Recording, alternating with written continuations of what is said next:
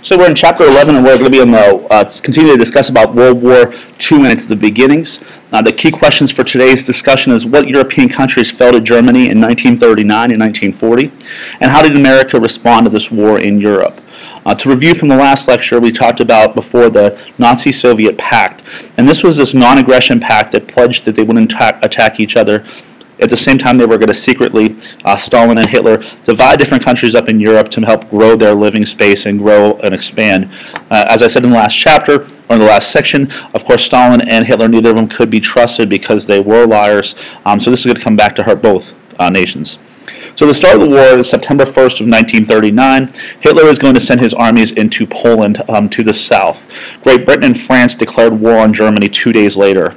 Again, I talked before about the whole concept of appeasement, where the people of Europe were just so fed up with the idea of war that they didn't want to have any conflict. Neville Chamberlain, who was the British Prime Minister at this period of time, said he was not going to bring the war back to, so they were going to appease these the Germans and Hitler. German attack on Poland was swift and fierce.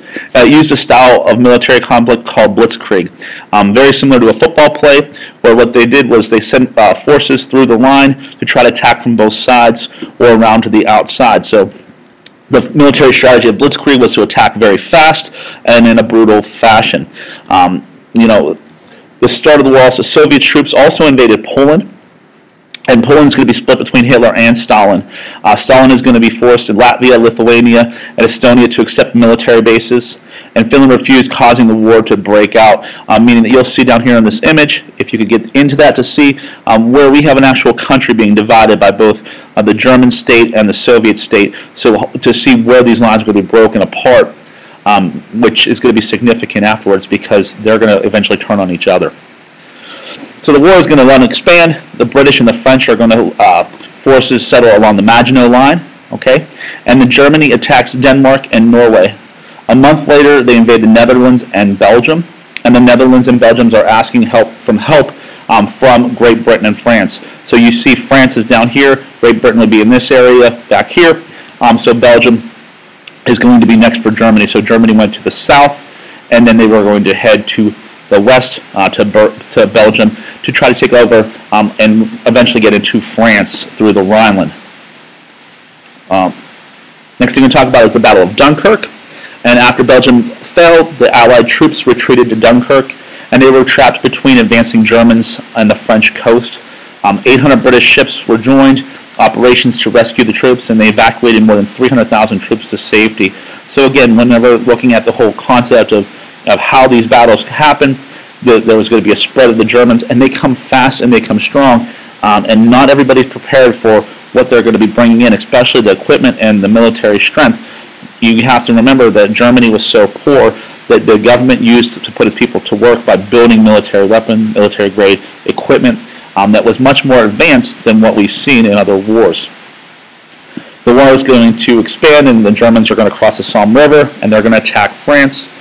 Italy is going to join the war on the German side, and they're going to attack the French from the southeast.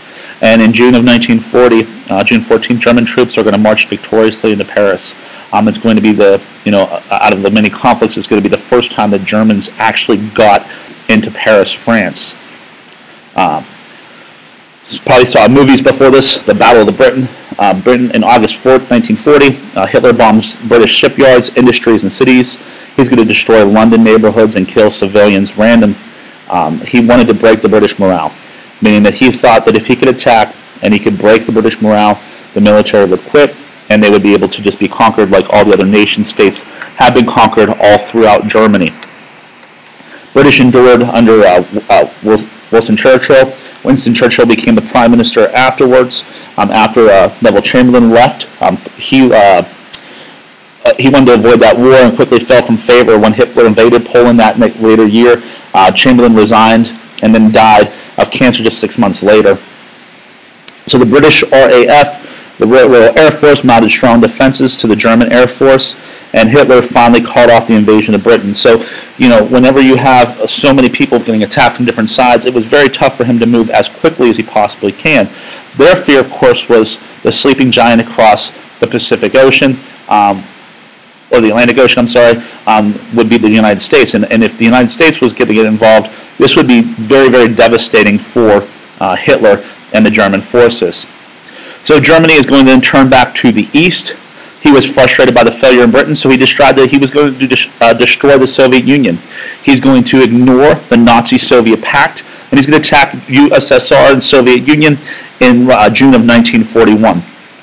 So again, Germany went south, took Poland, took Hungary, Romania, then went to the west and took Belgium and France.